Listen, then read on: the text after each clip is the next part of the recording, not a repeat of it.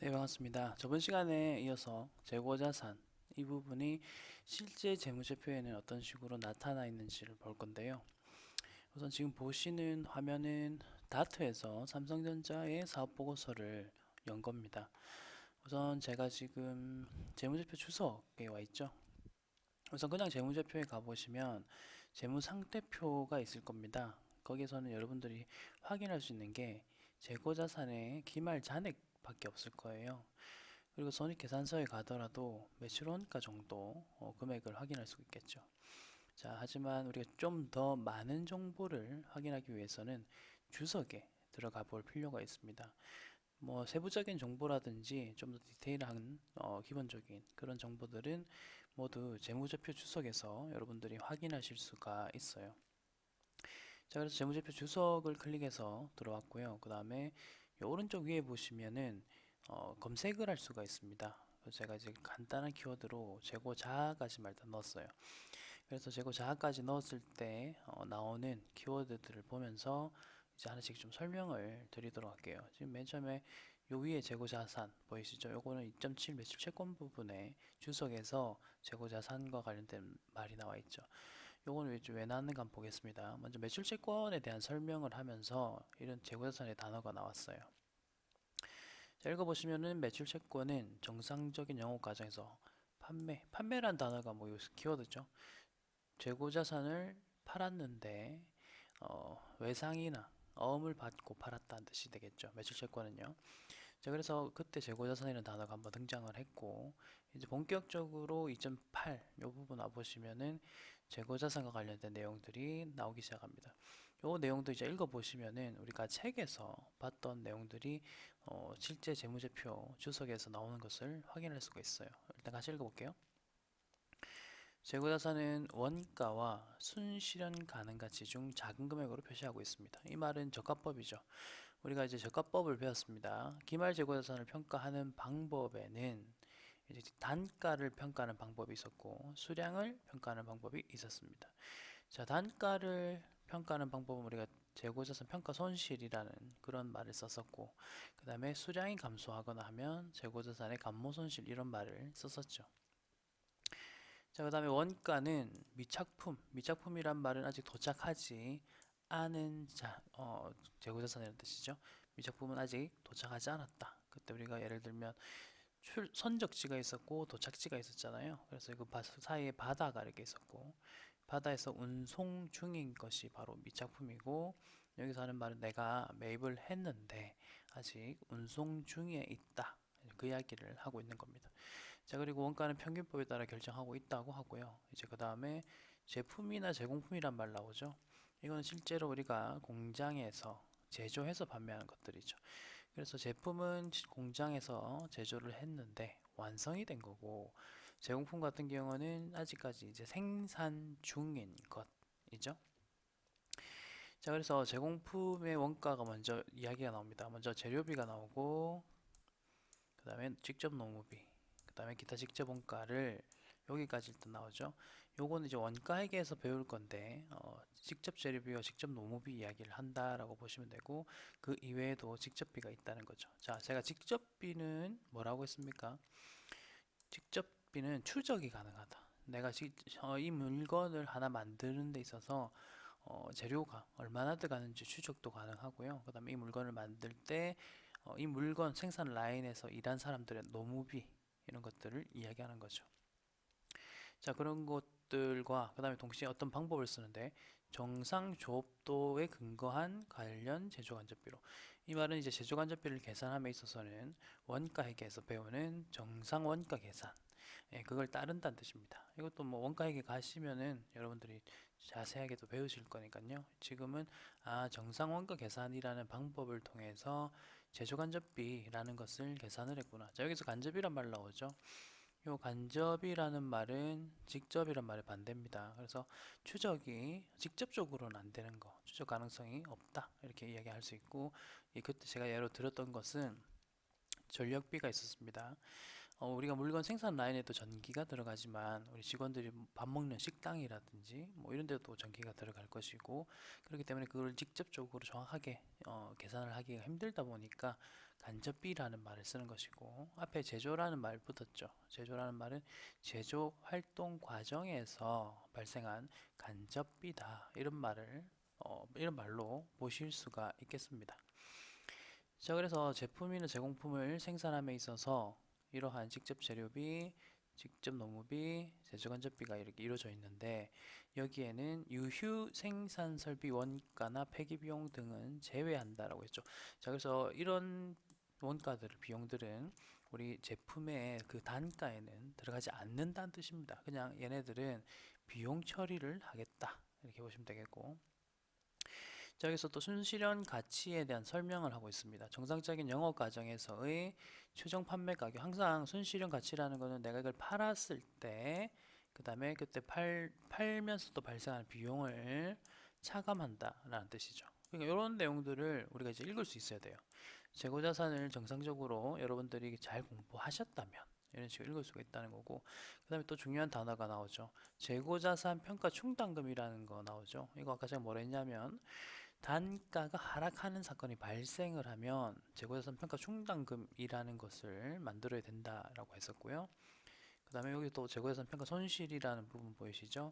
요 부분도 나오는데, 재고자산 평가 손실은 자, 매출 원가로 처리한다. 이거 기억나시나요? 그러니까 단가의 하락은 재고자산 평가 손실이라고 이야기를 했었고, 그리고 그것은 매출 원가에 들어간다라고 했었습니다. 그래서 이런 회계 처리의 근거, 그 기준을 이렇게 재무제표 주석에 보시면 다 이렇게 나열 서술을 해놨습니다. 자, 그다음 여기 다음이라는 버튼 보이시죠? 이거 눌러보시면 그 다음에 이제 나오는 또 재고자산 관련된 내용이 나오고요. 이런 식으로.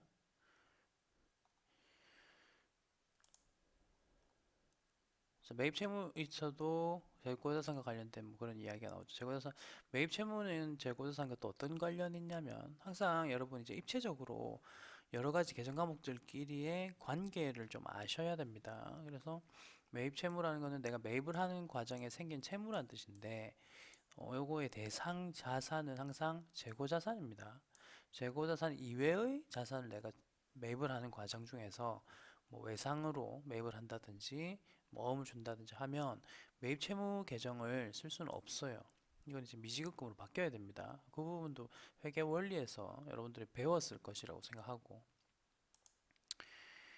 자, 그 다음에 재고자산의 가격 변동 위험 등을 회피하기 위한 현금 흐름 위험 회피계를 적용하고 있습니다 라고 해서 뭐 이런 회계 기준을 쓰고 있고, 그 다음에 공정가치 중 위험 회피 효과적인 부분을 기타 포괄손익으로 인식하고, 자, 기타 포괄손익이라는 것은 우리 자본의 여러 가지 구성 요소 카테고리가 있었는데 그 중에 하나였습니다. 그리고 이 기타 포괄손익은 나중에 어디에서 또 표시가 됐나요? 기억나십니까? 손익계산서. 포괄손익계산서에서는 당기순이익 밑에다가 이렇게 기타 포괄손익과 관련된 것들을 또 하나 더 적어준 데 있잖아요. 네, 그런 내용들이 지금 계속 연결되고 있어요. 자, 또 다음을 눌러보면은 좀 더 자세하게 나오죠. 재고자산의 내역은 다음과 같습니다 라고 하면서 우리가 알고 있는 제품, 상품, 반제품, 제공품, 원재료, 저작품, 미작품. 이건 팁을 하나 좀 알려드리자면, 품으로 끝나는 계정들 있죠. 품으로 끝나는 계정. 얘네들은 거의 다 재고자산이고, 한 가지, 두 가지가 있네요. 비품과 소모품. 이것들은 재고자산 아니고, 이 두 가지를 제외한 나머지 품들은 거의 대부분이, 외우기 좀 쉽게 하는 거예요. 거의 대부분이 재고자산이더라. 자, 다시 소모품과 비품을 제외한 나머지 품으로 끝나는 자산들은 거의 대부분이 재고자산이더라.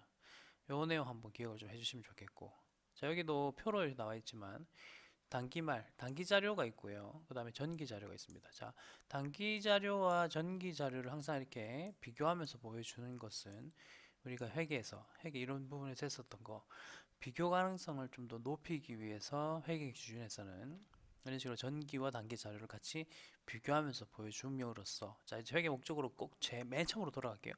회계 목적인 정보 이용자들에게 유용한 정보를 제공할 수 있게 되는 것이다. 이런 식으로 연관점에서 계속 연계를 지어 보겠습니다. 자, 우선 제품부터 한번 보시자면 제품의 평가전 금액은 253만 5,410인데요. 뒤에 100만 원이라는 보이시죠? 여기 0 6개가 지금 생략되어 있다는 뜻이에요. 워낙 숫자가 길고 크다 보니까 이런 식으로 100만 원이라는 단위로 표시한다는 것도 한번 팁으로 알아주셨으면 좋겠고, 그다음 평가 충당금 보이시죠? 평가 충당금이라는 것은 지금 저가법을 적용한 거예요.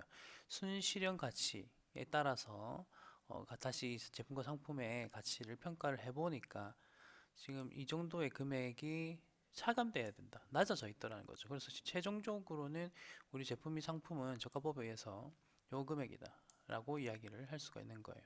이런 식으로 반제품이나 제공품도 그렇고 원재료 저장품 이런 것들도 전부 다 평가 충당금이 있다는 것을 한번 눈으로 한번 확인해 보시면 되겠죠. 그리고 요 장부 금액의 제일 마지막 이 부분 1383만 1372 뒤에 100만원 생략. 자, 요 부분이 바로 최종적으로 재고자산, 그 재무상태표의 재고자산의 금액이 되는 겁니다. 자, 그다음에 밑에 또 이런 내용이 있어요. 단계 중에 비용으로 인식했다라는 말 보이세요? 비용으로 인식한 재고자산의 금액은 이런 금액이다 라고 되어 있죠. 그리고 이 비용에는 재고자산 평가 손실도 포함되어 있다. 아까 재고자산 평가 손실이라는 것은 매출원가라 했잖아요. 그러니까 매출원가는 결국 뭐냐? 비용이거든요. 그래서 재고자산의 금액 중에서 비용으로 인식한 금액이 있고, 그 중에 재고자산 평가 손실 금액도 있다, 이런 식으로 이야기하는 거죠. 뿐만 아니라 재고자산 감모손실이라고 해서 수량이 감소되는 부분 있죠. 예, 그 부분은 여기서 말하는 비용으로 인식한 재고자산의 금액이 되는 거죠. 그리고 하나 더 또 기억해 보세요. 계속 리마인드 하는 거예요. 자, 감모손실의 경우에는 우리가 정상적인 감모가 있었고 비정상적인 감모가 있었다 했죠. 그리고 정상적인 감모와 비정상적인 감모의 차이점, 그러니까 어떻게 기준으로 나누냐는 것은 원가성이 있는 수량 감소의 경우에는 정상 감모 손실이라고 해서 매출 원가라는 비용 항목. 자, 그리고 비정상 감모 손실 같은 경우는 원가성이 없는 그러한 수량의 감소죠. 그래서 그거는 일반적인 다른 비용, 다른 비용으로 가는 거죠. 이제 그런 것들을 다 포함해서 여기서 말하는 단기 중 비용으로 인식한 재고자산이라는 표현이 나오는 겁니다.